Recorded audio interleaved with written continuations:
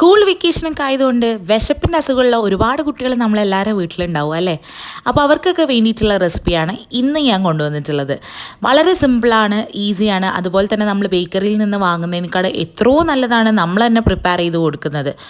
ഈ ഒരു മിക്സ്ചർ എന്ന് പറഞ്ഞാൽ എത്ര കഴിച്ചാലും മതി വരില്ല. വീണ്ടും വീണ്ടും റിപ്പീറ്റഡ്ലി നമ്മൾ കഴിച്ചു പോകും. അതുപോലെ തന്നെ വീണ്ടും നമ്മൾ ഉണ്ടാക്കിയും പോകും.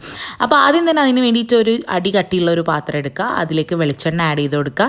ഇനി വെള്ള അവിൽ ആഡ് ചെയ്ത് കൊടുക്കുക. നല്ല തിളച്ച വെളിച്ചെണ്ണയിലേക്ക് ഇട്ട് കൊടുത്താൽ പെട്ടെന്ന് തന്നെ നമുക്കത് കോരി മാറ്റാം. അതിനുശേഷം നമുക്ക് വറ്റൽമുളകും ആഡ് ചെയ്ത് കൊടുക്കുക. അതും പെട്ടെന്ന് തന്നെ കോരി മാറ്റുക. കറിവേപ്പില ഇട്ട് കൊടുത്തിട്ട് പെട്ടെന്ന് തന്നെ കോരിയെടുക്കുക.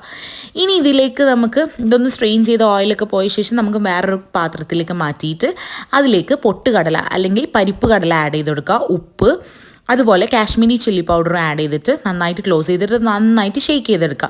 അപ്പോൾ തന്നെ ഈ മിക്സ്ചർ കംപ്ലീറ്റ് ഒന്ന് മിക്സ് ആയിട്ടുണ്ടാവും. ഇത് ശരിക്കും പറഞ്ഞാൽ വളരെ സിമ്പിളാണ്. ഇനി ഇതിലേക്ക് നിങ്ങൾക്ക് വേണമെന്നുണ്ടെങ്കിൽ പീനട്ട് ആഡ് ചെയ്ത് കൊടുക്കുക. അതുപോലെ കാഷ്യൂ നട്ട്സ് വേണമെങ്കിൽ ആഡ് ചെയ്ത് കൊടുക്കുക. പക്ഷേ എനിക്ക് പേഴ്സണലി ഇങ്ങനെ കഴിക്കുന്നതാണ് ഏറ്റവും ഇഷ്ടം. അപ്പോൾ എല്ലാവരും ഒന്ന് ട്രൈ ചെയ്ത് നോക്കിയിട്ട് ഫീഡ്ബാക്ക്സ് അറിയിക്കുക.